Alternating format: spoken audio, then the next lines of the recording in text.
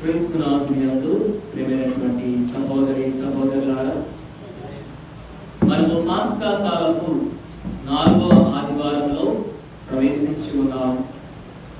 పాస్కా కాలపు 4వ ఆదివారం అత్యంత విశిష్టమైనది. విశ్వవ్యాప్తముగా మంచి కాపరి ఆదివారం, గుడ్ షెపర్డ్ సండే అని పిలుస్తారు.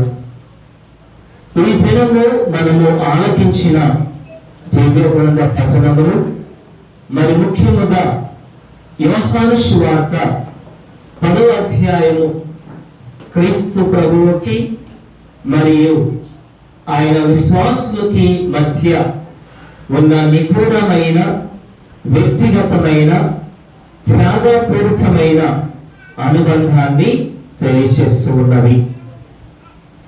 మరి ఈరోజు మనము ఆలోచించిన మొదటి పట్టణంలో అపోస్తల కార్యములు 2వ అధ్యాయము 14వ వచనము మరియు 34వ వచనం నుంచి 40వ వచనం వరకు మనం చదువుకున్నట్లయితే, అక్కడ పేతురు ప్రసంగించినటువంటి ప్రసంగము ద్వారా దాదాపుగా 3000 మంది రక్షింపబడుతున్నారు.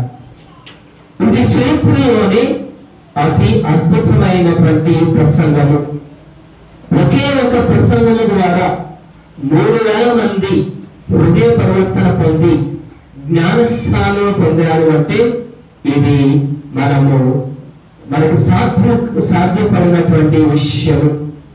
కానీ ఆనాడు పేతురు ప్రసంగించినది అది ఒక చారిత్రాత్మకమైనటువంటి ప్రసంగమే కాదు, అది పరిశుద్ధాత్మ ప్రేరణతో కూడినటువంటి రక్షణ సువార్తని మరి మనకు పరిశుద్ధ గ్రంథము చాలా చక్కగా తెలియజేస్తున్నది. ఆయన చెప్పినటువంటి ప్రసంగము ఎవరిని ఉద్దేశించి ఆయన ప్రసంగాన్ని చెబుతూ ఉన్నారు అంటే యూదుల గురించి. మరి యూదులు ఏం చేస్తూ ఉన్నారు? యేసుక్రీస్తు ప్రభువుని తిరస్కరిస్తూ ఉన్నారు. శిలువపై ఆయనను చంపినది ఆ యూదులే. అందుకే మరి అక్కడ ప్రసంగించినటువంటి ఆ ప్రసంగము, దానిని విడినటువంటి ఆ యూదులు, ఇశ్రాయేలీయుల హృదయాలు అతి తీవ్రమైనటువంటి బాధలకు మరి వారి హృదయము బ్రతులైనట్లుగా మనకి వాక్యము తెలియజేస్తున్నది. వారు ఆ వాక్యాన్ని విని తీవ్రమైనటువంటి ఆందోళనకు బాధలకు గురి అయి పేతురు దగ్గరకు వచ్చి, ఇదిగో మేము రక్షింపబడాలి అంటే ఏమి చేయాలి అని వారందరూ కూడా పేతురుని ప్రశ్నిస్తున్నారు. ప్రియమైనటువంటి సహోదరి సహోదరులారా, పేతురు మాట విన్న తరువాత ప్రజల యొక్క హృదయములు నొచ్చుకొనిచున్నవి. వారి హృదయములు కూర్చబడినటువంటి అనుభూతిని వారు పొందుతూ ఉన్నారు. అంటే కట్ టు ద హార్ట్, అంటే వారి హృదయాలు బద్దలైపోతూ ఉన్నవి. ఆ వాక్యాన్ని, ఆ ప్రసంగాన్ని విన్న తరువాత ఆ అనుభూతి అనేది కేవలము వారి హృదయాలలో బాధ మాత్రమే కాదు, వారు చేసినటువంటి పాపములను గుర్తు చేసుకొని దేవుని వైపు తిరగవలసినటువంటి అవసరతను తెలియచేసినటువంటి ఆధ్యాత్మిక మేల్కొల్పును ఈ ప్రసంగం ద్వారా వారందరూ కూడా పొందుకుంటూ ఉన్నారు. అంటే వారి యొక్క జీవితము సంపూర్ణముగా మార్చబడుతూ ఉన్నది. అంటే దానిని మెటనోనియా ఆఫ్ హార్ట్ అంటూ ఉంటారు. అంటే దాని అర్థము కేవలము ప్రార్థనలో మార్పు మాత్రమే కాదు, జీవిత గమనాన్ని మరియు ఆలోచన విధానాన్ని పూర్తిగా మార్చుకోవడం అని మనకి పేతురు గారు చాలా చక్కగా తెలియజేస్తున్నారు. ఈ ప్రసంగం అయిన తర్వాత అక్కడ ఉన్నటువంటి ప్రజలందరూ కూడా పేతురు దగ్గరకు వచ్చి, మేము రక్షింపబడాలి అంటే మేము ఏమి చేయాలి అని వారు పేతురుని అడుగుతున్నారు. మరి ఆనాడు పేతురు చెప్పినటువంటి ప్రసంగము వారి హృదయాలను అంతగా నొచ్చుకున్నవి అని మనకి అర్థమవుతూ ఉన్నది. అందుకే పేతురు అక్కడ వచ్చినటువంటి ప్రజలందరినీ కూడా ఏమని చెబుతూ ఉన్నారు? మీరు హృదయ పరివర్తన చెందండి, మారు మనసు పొందండి, మీరు చేసినటువంటి పాపములకు ప్రాయశ్చిత్తము చెంది జ్ఞానస్నానము పొందండి అని తెలియజేస్తున్నాడు. మరి ఆ వాక్యాన్ని, ఆ మాటలను ఆలకించినటువంటి అక్కడ కూడినటువంటి జన సమూహము, ఆ ప్రసంగాన్ని వినడానికి వచ్చినటువంటి జన సమూహము 3,000 మంది. 3,000 మంది కూడా పేతురు చెప్పిన విధముగా చేస్తున్నారు. ప్రతి ఒక్కరు కూడా జ్ఞానస్నానాన్ని పొందుతూ ఉన్నారు. ప్రియమైనటువంటి సహోదరి సహోదరులారా, ఈ జ్ఞానస్నానాన్ని పొందడం ద్వారా వారు దేవుని పుత్రులుగా పవిత్రాత్మ ఇచ్చేటటువంటి వరములను వారి జీవితాలలో వాళ్ళు పొందుకుంటూ ఉన్నారు. అది వారికి మాత్రమే వర్తించదు. ఎవరైతే జ్ఞానస్నానాన్ని ఈ రోజు తీసుకొని ఉన్నారో వారందరికీ కూడా పేతురు చెప్పినటువంటి ప్రసంగము అనేది వర్తిస్తూ ఉన్నది. ఆ ప్రసంగం ప్రకారంలో ప్రతి విశ్వాసి వారి యొక్క జీవితాలలో జీవించాలి అని పునీత పేతురు గారు మనందరికీ కూడా ప్రకటిస్తున్నారు. మరి అలనాడు మనకి చూపించినటువంటి రక్షణ ద్వారము ఎవరు? క్రీస్తు అనేటటువంటి రక్షణ ద్వారాన్ని మనకి ఆయన ప్రసంగంలో మనందరికీ కూడా వినిపించి ఉన్నారు. ఆ రక్షణ ద్వారాన్ని మనందరూ కూడా తెలుసుకోవాలి అంటే మన మార్గాన్ని, మన జీవితాన్ని మనం ఏ విధముగా జీవిస్తూ ఉన్నామో మనం తెలుసుకున్నప్పుడే మనందరము కూడా ఆయన చూపించినటువంటి రక్షణ మార్గములు, మనకున్నటువంటి ఆ మంచి కాపరి అయినటువంటి యేసుక్రీస్తు ప్రభువు యొక్క మందలలో మనము కూడా ఒకరిగా చేరగలుగుతాము అని ఈనాటి వాక్యము మనందరికీ చాలా చక్కగా వివరిస్తూ ఉన్నది. మరి మనందరికీ ఇష్టమైనటువంటి కీర్తన 23వ అధ్యాయం. మరి ఎంతో ప్రేమైనటువంటి ప్రార్థనగా మనము చాలా చక్కగా దాని గురించి మనము పాడుకుంటూ ఉంటాము. దాని గురించి మనము చాలా సార్లు మన యొక్క జీవితాలలో దాన్ని ధ్యానించుకుంటాము, స్మరించుకుంటూ ఉంటాము. మరి ఈ కీర్తన క్రీస్తు మన కాపరి, ఆ కాపరి తత్వం ఏమిటో మనకి చాలా చక్కగా ఈ కీర్తనలో మనకి రాయబడుతున్నది. ఈ కీర్తన ద్వారా గొర్రెలు మరియు కాపరి మధ్య ఉన్నటువంటి అన్యోన్యతను అనేటటువంటి సుగుణాన్ని మనకి చాలా చక్కగా వివరిస్తున్నది. ఈరోజు మనం ఆలోచించినటువంటి 2వ పట్టణంలో విశ్వాసులకు ఎదురయ్యేటటువంటి శ్రమలు, కష్టాలు, బాధలు, వ్యాధి బాధలు, వీటన్నిటిని కూడా క్రీస్తు ప్రభువు పడినటువంటి బాధల వెలుగులలో మరి పునీత పౌలు గారు మనందరికీ కూడా వివరిస్తూ ఉన్నారు. అకారణముగా మనము నిందించినప్పుడు, మనకు అన్యాయము జరిగినప్పుడు, మనకి హింసలు ఎదురైనప్పుడు వీటన్నిటిని కూడా ఒక క్రైస్తవుడు ఎలా స్పందించాలనేది ఈనాటి పట్టణము మనకి క్షుణ్ణముగా తెలియజేస్తూ ఉన్నది. అందుకే పునీత పేతురు గారు రాసిన లేఖలో 2వ అధ్యాయం 21వ వచనంలో మనం చదువుకున్నట్లయితే అక్కడ చాలా చక్కగా రాయబడుతున్నది. దీని కొరకే దేవుడు మిమ్ము పిలిచెను, ఏలైనా క్రీస్తు మీ కొరకు బాధపడి ఆయన అడుగుజాడలలో మీరు నడిచినట్లుగాను మీకు ఒక ఆదర్శమును ఏర్పరిచెను. క్రీస్తు మన కొరకే బాధలు పొంది ఉన్నాడు. మనకు ఎన్ని బాధలు వచ్చినా గానీ మనం ఎవరి వైపు చూడాలి? క్రీస్తు వైపు చూచి ఆయన అడుగు జాడలలో మనందరము కూడా నడవాలి అని మనకి ఒక ఆదర్శమును, ఒక మాదిరిని ఆయన ముందుగానే మనందరికీ కూడా చూపించి ఉన్నారు. మరి దీనినే గ్రీక్ లో హైపోగ్రామోస్ అంటూ ఉంటారు. హైపోగ్రామోస్ అంటే ఉపాధ్యాయుడికి పిల్లలకి తాను పాఠాలు నేర్పించినటువంటి పిల్లలకి ముడిపడినటువంటి బంధము. ఉపాధ్యాయుడు తాను చెప్పినటువంటి పాఠాలు పిల్లలు నేర్చుకోవాలని ఏం చేస్తూ ఉంటాడు? హోంవర్క్, ఇంటికి వెళ్ళి మీరు నేర్చుకోవాలి.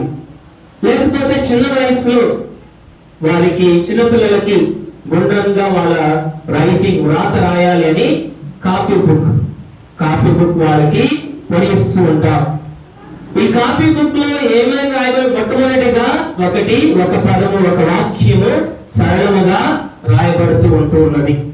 దాన్ని చూసి మనము సాధన చేయడం ద్వారా మన వ్రాత కూడా మారిపోతూ ఉంటూ ఉన్నది.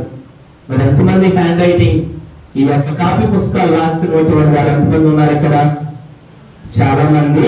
చిన్నపిల్లలమైనటువంటి ప్రతి ఒక్కరము కూడా రాస్తూ ఎందుకు రాసి ఉన్నాము? మన వ్రాత మారాలి, మనకి గుణమైనటువంటి వ్రాత నేర్చుకోవాలి అని మనము దానిని పాటిస్తున్నాం. మరి ఆనాడు క్రీస్తు ప్రభువు కూడా మనందరి కొరకు ఆయన బాధలను పొంది ఉన్నాడు, శ్రమలను అనుభవించి ఉన్నాడు. ఆయన ఎటువంటి అసత్యము పలకలేదు, ఎటువంటి పాపము చేయడం ఎరగలేదు. అయినా కానీ ఈ బాధలన్నిటినీ ఎవరి కొరకై ఆయన అనుభవించాడు?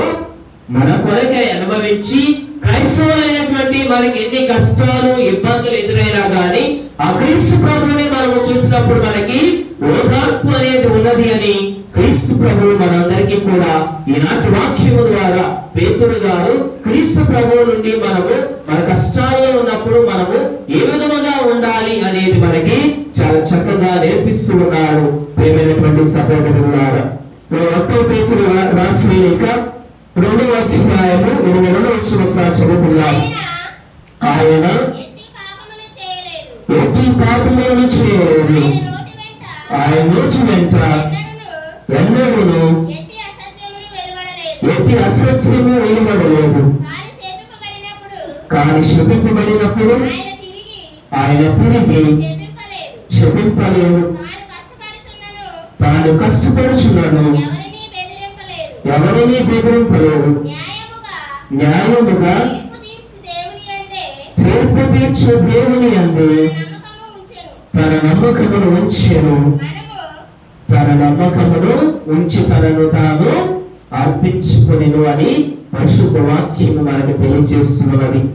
ఆయన ఎట్టి పాపము చేయకపోయినా గాని, ఆయన రోజు నుండి ఎట్టి అసత్యమును ఆయన పలకలేకపోయినా గాని ఎన్నో నిందలు ఎదుర్కొని ఉన్నాడు. ఎన్నో బాధలు మన కొరకు ఆయన సహించాడు. ఆయన నిందలు ఎదుర్కొన్నప్పుడు ఎవరిని పల్లెత్తి ఆయన ఒక్క మాట కూడా అనలేదు.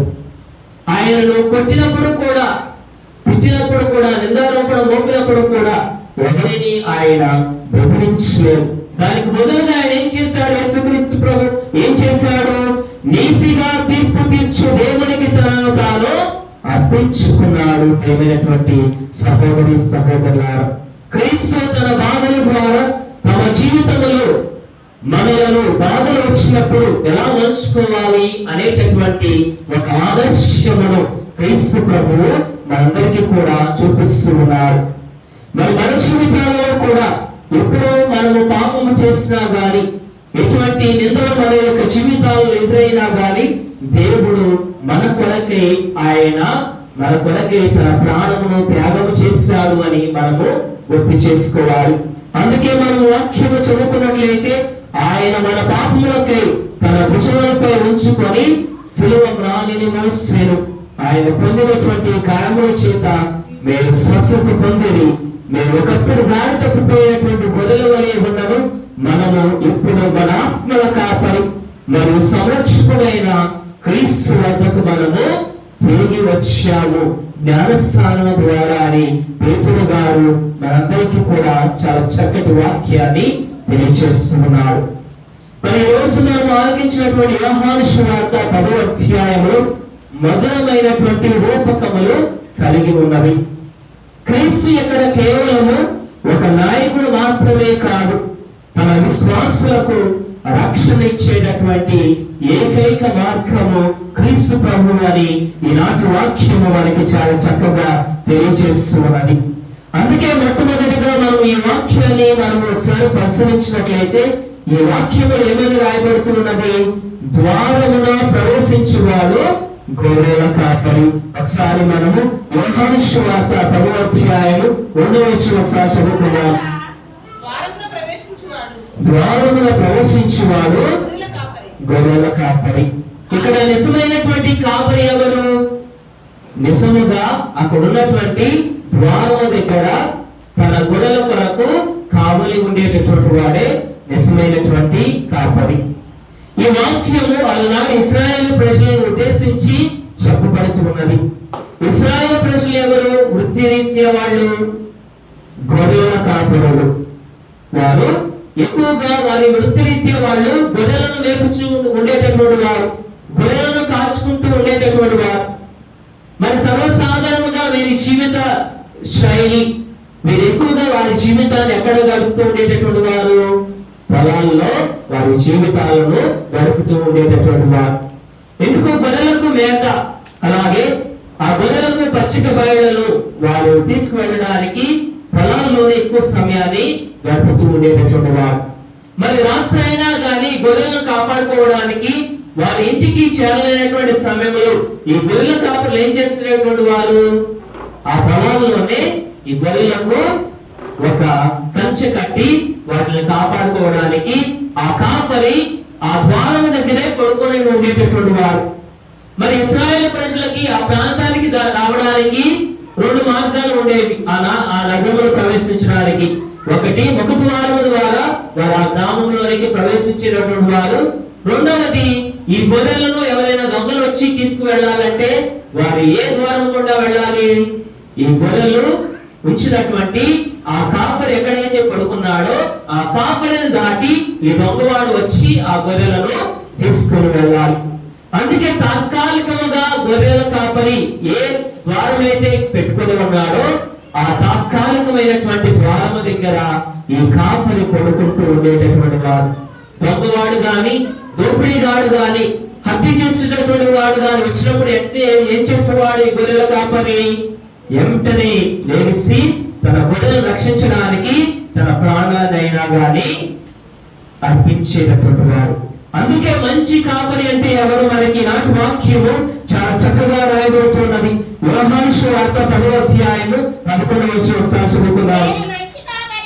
నేను మంచి కాపరిని, మంచి కాపరి గొర్రెల కొరకు తన ప్రాణమును దారపోయెను. ఏం చేస్తున్నాడు?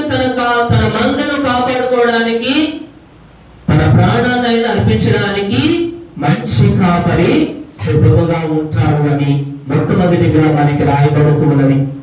అలాగే మనము ఈ యొక్క గొర్రెల కాపరిలో ఉన్నటువంటి సర్వసాధారణమైనటువంటి గుణం ఏమిటి? ఆ గొర్రెల మంద ఎవరి స్వరాన్ని మాత్రమే ఆలకిస్తుంది? కాపరి మాత్రమే. కాపరి స్వరాన్ని మాత్రమే, ఆ గొర్రెలు కాల్చున్నటువంటి ఆ కాపరి స్వరాన్ని మాత్రమే ఆలకిస్తూ ఉన్నవి. మనము అక్కడ గొర్రెల మందలు ఏ మార్గ మధ్యంలో వెళుతూ ఉన్నప్పటికీ వాటిని పిలిచినా గాని మన స్వరాన్ని ఆలకించవు, వినవు. ఎందుకంటే ఆయన పరాయి వాడు, ఆయన నా కాపరి కాదు అని గొర్రెలు గుర్తించగలవు. అలాగే ఇక్కడ మనకి ఏమగా రాయబడుతున్నవి? గొర్రెలు నాకు పేరు పేరున తెలుసు, అవి నా స్వరములు ఆలకించును అని పరిశుద్ధ గ్రంథము మనకి చాలా చక్కగా తెలియజేస్తూ ఉన్నది. అంటే క్రీస్తు ప్రభువు మన కాపరిగా మనం గుర్తించినప్పుడు విశ్వాసమైనటువంటి మన జీవితాలలో మనము ఎవరి స్వరాన్ని ఆలకించాలి? ఎవరి స్వరాన్ని ఆలకించడానికి మనం ప్రాముఖ్యతనివ్వాలి? దేవుని స్వరాన్ని మన జీవితాలలో మనం ఆలకించడానికి ప్రాముఖ్యతనివ్వాలి. ఈ స్వరము అనేది మన అనుదిన జీవితాలలో ఏ విధముగా మనకి వస్తూ ఉన్నది? మనకుంటున్నటువంటి పరిశుద్ధ గ్రంథము ద్వారా, మనము పరిశుద్ధ గ్రంథాన్ని రోజు చదువుకోవడం ద్వారా దేవుడు తన మాటలను మనకి వినిపిస్తూ ఉన్నాడు. మరి అలాగే మనకు వచ్చేటటువంటి గురువులు బోధించడం ద్వారా, వారు చెప్పేటటువంటి ప్రసంగముల ద్వారా ఆ ప్రసంగాలను మన హృదయాలలో భద్రపరుచుకొని మనము దానిని అనుసరించినట్లయితే మన జీవితాలను మనము బాగు చేసుకోగలుగుతాం. కానీ లోకంలో మనకి చాలా తప్పుడు స్వరాలు వినిపిస్తున్నాయి. మన జీవితాలలో మనకి ప్రపంచంలో ఉన్నటువంటి మనకి ప్రాపంచిక ఆకర్షణలకు మనకు వినిపించేటటువంటి అనేకమైనటువంటి స్వరాలకు మనము ఆకర్షితులు అవుతున్నాము. వాటికే మనము ఆకట్టుకుంటూ ఉన్నాము. ప్రియమైనటువంటి సహోదరి సహోదరులారా, ఈ రోజుల్లో మరి చాలా మంది విశ్వాసులు దేనికి ఎక్కువగా ఆకర్షితులు అవుతున్నారు? టీవీ అనేటటువంటి స్వరానికి, మొబైల్ అనేటటువంటి స్వరానికి. అలాగే మనం ఈ లోకంలో జీవిస్తున్నప్పుడు మనకు వచ్చేటటువంటి వ్యామోహములు, ధన వ్యామోహము, అలాగే శారీరక వ్యామోహములకి, మన స్వార్థానికి, మనలో ఉన్నటువంటి కక్షలకి మనము ఆకర్షితులైపోయి దేవుడి నుండి దేవుడు నిర్మించినటువంటి ఆ స్వరాన్ని మనము ఆలకించలేకపోతూ ఉన్నాము. ప్రియమైనటువంటి సహోదరి సహోదరులారు, మన జీవితాలలో దేవుడి వాక్యాన్ని మనం ఆలకించాలి అంటే ఎల్లవేళలా అప్రమత్తముగా ఉండి, జాగరూకులై ఉండి మనము దేవునిలో మన జీవితాన్ని గడపాలి. అందుకే నాటి వాక్యము మనందరికీ కూడా చాలా చక్కగా మనందరినీ కూడా హెచ్చరిస్తూ ఉన్నది. ఏమైనా హెచ్చరిస్తూ ఉన్నది? ఒకసారి మనందరూ కూడా చదువుకున్నాము. యోహాను సువార్త 10వ అధ్యాయము 10వ వచనము. దొంగవాడు దొంగిలించుటకు, హత్య చేయుటకు, నాశనము చేయుటకు మాత్రమే వచ్చును. నేను జీవమునిచ్చుటకును దానిని సమృద్ధిగా ఇచ్చుటకును వచ్చి ఉన్నాను. యేసుక్రీస్తు ప్రభు ఒక మంచి కాపరికి ఏమంటూ ఉన్నాడు? దొంగవాడు దొంగిలించుటకును, హత్య చేయుటకును, దోపిడీ చేయుటకును ఈ లోకానికి వస్తూ ఉన్నాడు. దొంగవాడు అంటే ఎవడు? సైతాన్. మనలను శోధించినటువంటి వాడు. మనము చాలా సార్లు మనము చూసినటువంటి వాటికి ఆకర్షణతో ఉంటాం. మనము దేనినైతే ఎక్కువగా ప్రేమిస్తూ ఉంటామో దానికి ఎక్కువ సమయాన్ని మనం ఇస్తూ ఉంటాం. మరి ఆలయంలోకి వచ్చినప్పుడు మనకి ప్రశాంతముగా ఉంటది. మన వాక్యాన్ని ఆలపించడానికి కూడా మన యొక్క హృదయాలను దేవునికి సమర్పించము. అందుకే ఈనాటి వాక్యంలో మనకి ఇదిగో చాలా చక్కగా రాయబడుతున్నది.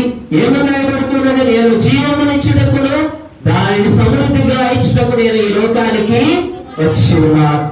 అంటే దేవుని దృష్టిలో సమృద్ధి అంటే దేనికి సూచనగా ఉన్నది?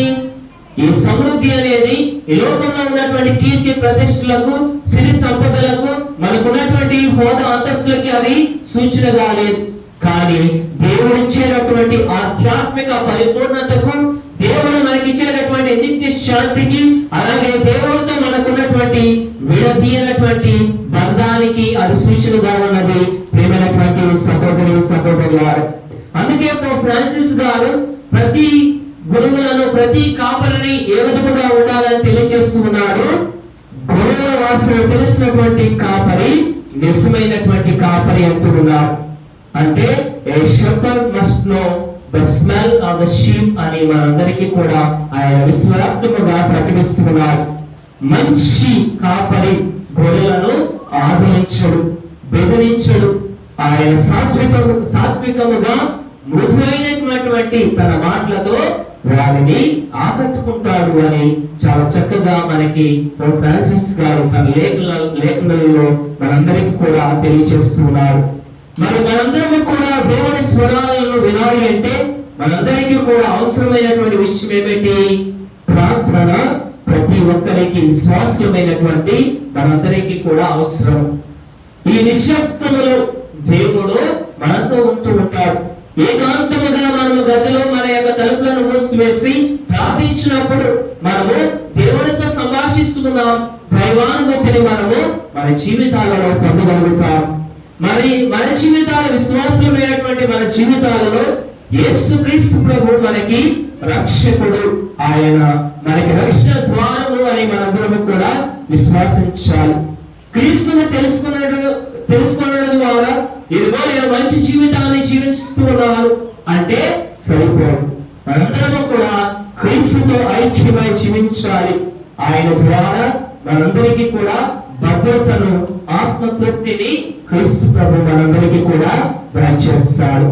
క్రీస్తును అనుసరిస్తున్నప్పుడు, క్రీస్తులో మనము నడిచేటప్పుడు మనందరి జీవితాలలో కూడా ఎన్నో కష్టాలు మనకి రావచ్చు. మనం అన్యాయానికి మనము కొన్ని సార్లు మనకు అన్యాయం ఎదురవచ్చు. కష్టాలు, ఇబ్బందులు, వ్యాధి బాధలు మనకి తల ఉంచి వెత్తవచ్చు. అయినా కానీ క్రీస్తును అనుసరించినప్పుడు మనకి ఆయన ఓదార్పును, మన కష్టాలలో, ఆపదలలో, మన ఇబ్బందులలో దేవుడు మనల్ని విడిచిపెట్టుకోకుండా దేవుడు ఎల్లవేళలా తోడు నీడగా ఉంటాడు అని వాక్యము మనందరికీ కూడా తెలియజేస్తున్నది. ప్రతి క్రైస్తవుడు ఒక గొల్లపిల్లగా ఎవరిని అనుసరించాలి? క్రీస్తు ప్రభుని అనుసరించాలి. మరి క్రీస్తు ప్రభుని అనుసరిస్తున్నటువంటి మనందరము కూడా మన పరిధిలో మనందరము కూడా కాపరులము. తల్లిదండ్రులు ఎవరికి కాపరులు? వారి బిడ్డలకు కాపరులు. అలాగే దేవుని సేవకులు, ఈ లోకంలో ఉన్నటువంటి న్యాయకులు ప్రజలకు కాపరులు. అలాగే గురువులు తమ విశ్వాసులకు కాపరులు. మరి వారందరూ కూడా ఏ విధముగా ఉండాలి? ఇతరులకి ఆదర్శముగా, సమాంతరకమైనటువంటి జీవితాన్ని జీవిస్తూ ఇతరులకి మాదిరిగా క్రీస్తు వలె మనందరము కూడా జీవించాలి అని ఈనాటి వాక్యము తెలియజేస్తున్నది. మరి మంచి కాపరి అంటే తనలో స్వార్థాన్ని విడనాడి ఆయన ఎల్లవేళలా త్యాగ నిరతిగా ఇతరులకి ఆదర్శముగా మాదిరిగా ఉంటాడు అని ఈనాటి వాక్యము తెలియజేస్తున్నది. మరి ఈనాటి వాక్యం మనందరికీ కూడా ఇచ్చేటటువంటి గొప్ప ధైర్యం ఏమిటంటే, మనల్ని పేరు పెట్టి పిలిచినటువంటి కాపరి మనతో ఉన్నాడు. మనల్ని పేరు పెట్టి పిలిచినటువంటి కాపరి మనతో ఉన్నాడు. ఆయనే మనకి రక్షణ ద్వారం, నిత్య జీవితానికి ఆయనే మనకి మార్గము అని వాక్యము ప్రకటిస్తున్నది. మరి ఆయన మార్గములో మనందరము కూడా నడవాలి అంటే మనకు బోధిస్తున్నటువంటి కాపర్ల కొరకు మనం ప్రార్థించాలి. మన ప్రపంచాన్ని పరిపాలిస్తున్నటువంటి నాయకుల కొరకు మనం ప్రార్థించాలి. మన కుటుంబంలో ఎవరైతే సరైనటువంటి మార్గదర్శకులుగా లేరో వారందరి కొరకు కూడా వారందరూ కూడా వారు మనసు పొంది మంచి జీవితాన్ని వారు అవలంబించాలని వారి కొరకు ప్రార్థించాలి. మనము వారి కొరకు ప్రార్థన చేయడం ద్వారా ఎలాగైతే దేవుడి సాత్వికత్వమును సున్నితత్వం అనేటటువంటి హృదయాన్ని కలిగి ఉండాలో వారు కూడా ఒక కాపరిగా వారి హృదయాలలో కూడా ఇటువంటి గుణగణాలను అలవర్చుకోగలుగుతారు. మరి మన ఆత్మల కాపరి అయినటువంటి క్రీస్తు తన పచ్చిక బయలులలో మనల్ని నిత్యము నడిపించాలి అని మన కాపరి ఎల్లవేళలా మనతో ఉన్నాడు అని గ్రహించి మనందరూ కూడా ఈ చిన్న పాట పాడుకొని దేవుణ్ణి స్తుతించుకుందాము.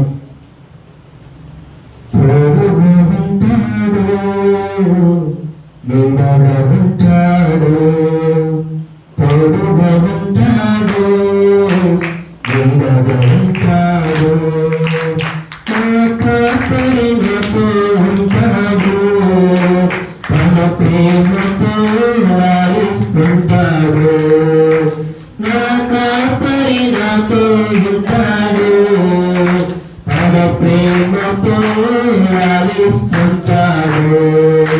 యేసయ్యా యేసయ్యా యేసయ్యా నా యేసయ్యా యేసయ్యా యేసయ్యా యేసయ్యా నా యేసయ్యా తోడుగా ఉంటాడు, నిలువుగా ఉంటాడు, తోడుగా ఉంటాడు, నిలువుగా ఉంటాడు. బాధలలోన బాధలలోన సుఖములోన దుఃఖములోన నా కాపరి నాతో ఉంటాడు, తన కరుణను కురిపిస్తుంటాడు. బాధలలోన బాధలలోన సుఖములోన దుఃఖములోన నా కాపరి నాతో ఉంటాడు, తన కరుణను కురిపిస్తుంటాడు. తండ్రివాలా నన్ను ప్రేమిస్తుంటాడు, తండ్రివాలా నన్ను పోషిస్తుంటాడు, తండ్రివాలా నన్ను ప్రేమిస్తుంటాడు, తండ్రివాలా నన్ను పోషిస్తుంటాడు. అన్నగా ఉంటాడు, ఆదుకుంటాడు, అన్నగా ఉంటాడు, నన్ను ఆదుకుంటాడు, నా కాపరి నాతో ఉంటాడు, తన ప్రేమతో లాలిస్తుంటాడు, నా కాపరి నాతో ఉంటాడు, తన ప్రేమతో లాలిస్తుంటాడు. యేసయ్యా యేసయ్యా యేసయ్యా నా యేసయ్యా యేసయ్యా యేసయ్యా యేసయ్యా నా యేసయ్యా. మనందరము కూడా లేచి నిలబడి విశ్వాస ప్రమాణాన్ని తెలియజేస్తున్నాం. పరలోకములో